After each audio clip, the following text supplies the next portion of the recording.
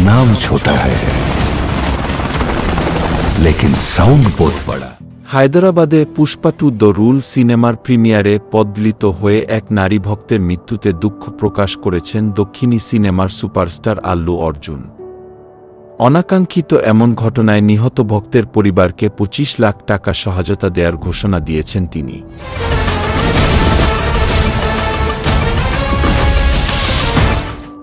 ৪ December হায়দরাবাদের RTC ক্রসরোডসের চিক্কতপল্লীর সন্ধ্যা থিয়েটারে রাত ৯:৩০টায় Pushpa to the rule ছবির প্রিমিয়ারের আয়োজন ছিল। ভিড়ে ঠাসা এই প্রেক্ষাগৃহে পদপিষ্ট হয়ে মারা যান ৩৫ বছর বয়সী নারী রেবতী। রেবতীর সঙ্গে ছিল তার ১৩ বছরের ছেলে শ্রীতেজ। প্রেক্ষাগৃহে অস্বাভাবিক ভিড়ের কারণে দম বন্ধ হয়ে গিয়েছিল শ্রীতেজের।